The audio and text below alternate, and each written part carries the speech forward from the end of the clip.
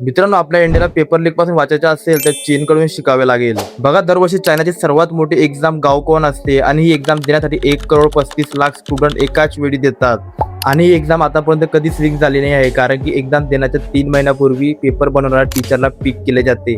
आणि चायनाच्या अशी एका जागेवर ठेवले जाते जे जेलपेक्षा कमी नाही, जेथे इंटरनेट बॅन असते, कोणी आपला पर्सनल मोबाईल यूज करू शकत नाही आणि त्यांना तेथे ठेवतात जोपर्यंत एक्झाम पूर्ण होत नाही. आणि पेपर बनवल्यानंतर पेपर प्रिंटिंगसाठी जेव्हा बाहेर जात असतो तेव्हा स्टेट स्ट्रॉंग सिक्युरिटी देते. जिथे प्रिंटिंग होते तेथे 24 तास CCTV कॅमेरा चालू राहते आणि प्रिंटिंग झाल्यानंतर त्या पेपरला एक्झाम सेंटरपर्यंत घेऊन जाण्यासाठी arm force squad with GPS ट्रॅकिंगचा उपयोग होतो. आणि एक्झाम वाल्या दिवशी प्रत्येक विद्यार्थ्याची मल्टीलेवल चेकिंग होते आणि जिथे एक्झाम होत असते त्याच्या जवळपास स्पेशल ड्रोन, स्पेशल पोलीस लावले जाते. त्याचबरोबर एक्झाम सेंटरच्या 500 मीटर अंतरावर कार, हॉर्न अँड कन्स्ट्रक्शनवर सुद्धा बंदी असते.